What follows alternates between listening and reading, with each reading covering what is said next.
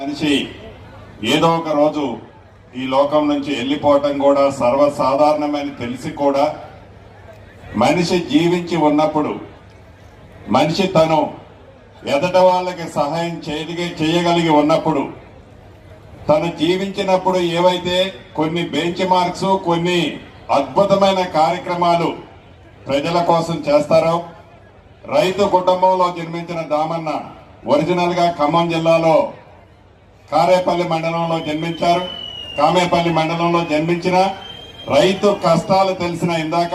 ఇద్దరు మా సహచర మంత్రివర్యులు చెప్పినట్లు సాగునీరు యొక్క ప్రాధాన్యత, రైతులకి నీటి యొక్క ప్రాముఖ్యత ఎంత గొప్పదో ఆనాడే గ్రహించి ఆనాడున్న ప్రభుత్వాల మీద ఒక రకంగా చెప్పాలంటే యుద్ధంలాగా ప్రకటించి ఈ ఎడారి ప్రాంతమైన తుంగతుర్తి పరిసర ప్రాంతాల్లో ఉండే ప్రతి ఎకరాకి గోదావరి నీటినియ్యాలని తపనతో ఎస్ఆర్ఎస్పి స్టేజ్ 2ని సాధించిన ఘనత తప్పకుండా దామనదని చెప్పుకోవచ్చు. మనిషి పుట్టడం చనిపోవటం సర్వసాధారణమే. కానీ తను జీవించి ఉన్నప్పుడు కొన్ని తరాల పాటు తను చేసే మంచి కార్యక్రమాలు ఏవైతే ఉంటాయో ప్రత్యక్షంగా మన మధ్య జీవి లేకపోయినా వారు చేసిన మంచి కార్యక్రమాలు ఏ కుటుంబానికి చేసినా ఏ ప్రాంతానికి చేసినా తప్పకుండా ఈ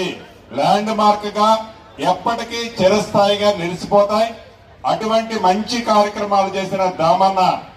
మన మధ్య లేకపోవటం మనకి ఆ కుటుంబానికే కాదు లక్షలాది మంది తెలంగాణలో ఉండే ప్రజలకి, ముఖ్యంగా అటు ఉమ్మడి ఖమ్మం జిల్లా ఇటు ఉమ్మడి నల్లగొండ జిల్లా, ఎందుకంటే నల్లగొండ జిల్లాలో తను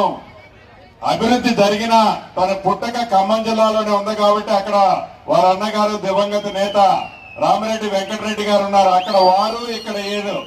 నల్లగొండలో ఏదైనా ఇబ్బంది వచ్చిందంటే ఖమ్మం నుంచి వేలాది మంది తరలి ఇక్కడికి వస్తుండేది.